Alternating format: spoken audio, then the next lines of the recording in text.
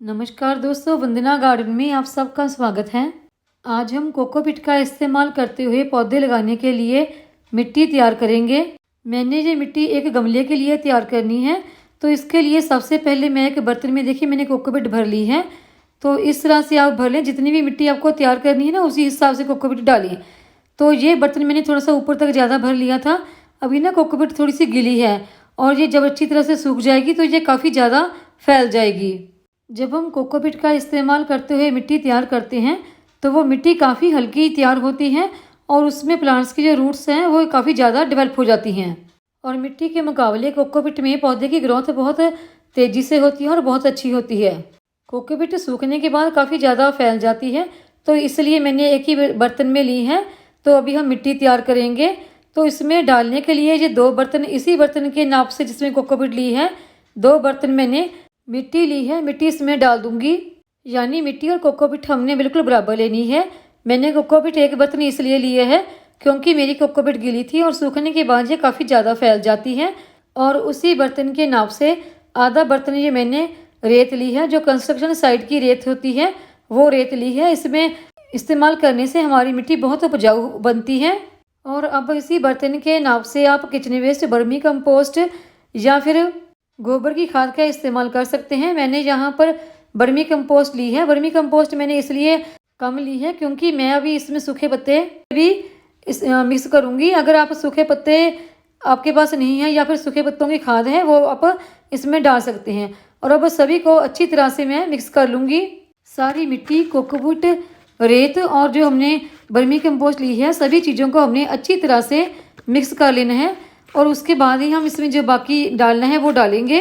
पहले हम इसको अच्छी तरह से मिक्स कर लेंगे। मिट्टी सारी हमारी मिक्स हो गई है। देखिए ये मिट्टी ना मेरी एक गमले के लिए है।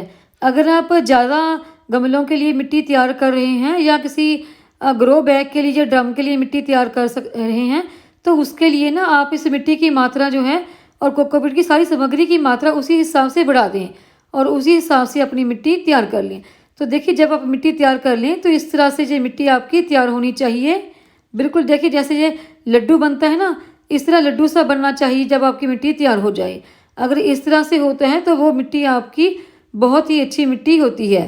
मिट्टी हमारी तैयार हो चुकी है। अभी हम इसमें नीम खली मिक्स करेंगे। अगर आपके पास नीम खली नहीं है तो उसकी जगह पर आप नीम के पत्ते सुखाकर उसका भी इस्तेमाल कर सकते हैं।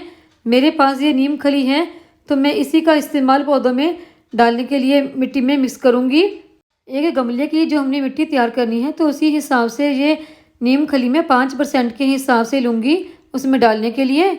और ये है हमारी बोन मील, तो बोन मील भी मैं 5% के हिसाब से ही लूँगी मिट्टी में मिक्स करने के लिए।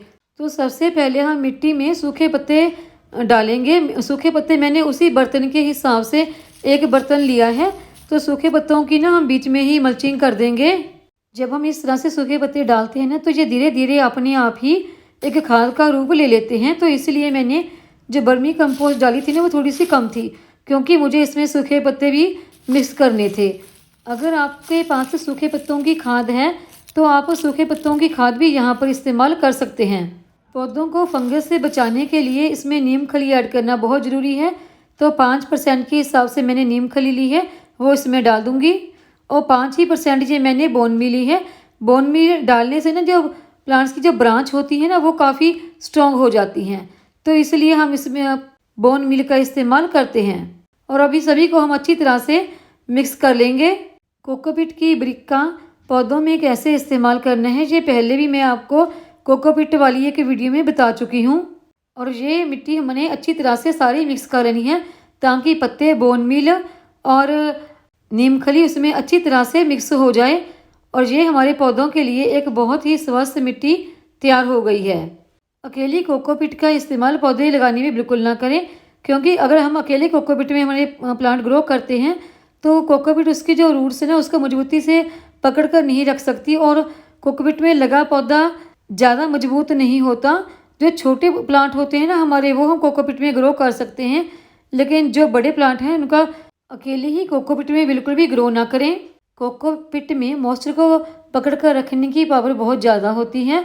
कोकोपीट का अगर आप गर्मी में प्लांट ग्रो कर रहे हैं तो कोकोपीट का इस्तेमाल ज़रूर करें, क्योंकि गर्मी में हमारे पौधे जल्दी सूख जाते हैं और कोकोपीट पौधों में मॉइस्चर को होल्ड करके रखती है और इसलिए गर्मी में हमारे पौधे जल्दी नहीं मरते अगर उसमें मिट्टी में कोकोपीट मिक्स हो। पौधे ग्रो करने के लिए हम कई तरीके से मिट्टी तैयार कर सकते हैं, लेकिन ये जो मिट्टी मैंने तैयार की है ये हमारे सभी तरह के पौधे के लिए बहुत ही अच्छी मिट्टी है, चाहे वो हमारे फूल वाले पौधे हों, फल वाले या फिर सब्जियों वाले। सभी पौधों के लिए एक बहुत ही स्वस्थ मिट्टी मैंने आपको तैयार करके दिखाई है, क्योंकि इसमें कोकोपीट है जिसमें मॉइस्चर को होल्ड करके रखने की पावर होती है। इसमें मिट्टी मैंने मिक्स की है जो पौधे की जो रूट्स होती हैं उनको मजबूती से पकड़ कर रखती है। और इसमें हमने नीम खली ली है जो हमारे पौधों में जो फंगस होती है उनको दूर करती है। और इसमें हमने बोन मील डाली है जो कि पौधे की जो ब्रांच होती हैं उनको मजबूती प्रदान करती है। और साथ ही हमने इसमें सूखे पत्ते डाले हैं जो एक खाद का काम करते हैं। और साथ ही हमने इसमें वर्मी कंपोस्ट भी डाली है। कंस्ट्रक्शन साइट की रेत भी हमने इसमें इस्तेमाल की है। थोड़ी सी मिट्टी हमने एक छोटे से गमले में डाल ली है प्लांट लगाने के लिए। बाकी जो मिट्टी है वो मैं एक बड़े गमले में डाल लूँगी। जिस तरह से हर पौधे के लिए मैंने मिट्टी तैयार की है पौधों की अच्छी ग्रोथ के लिए, आप भी इस तरह की मिट्टी तैयार कर सकते हैं अपने पौधों के लिए। वीडियो देखने के लिए धन्यवाद। वीडियो को लाइक करें, चैनल को सब्सक्राइब करें, शेयर करें, कमेंट करें, बेल आइकन को जरूर दबाएं ताकि मेरी आने वाली हर वीडियो का नोटिफिकेशन आपको मिलता रहे।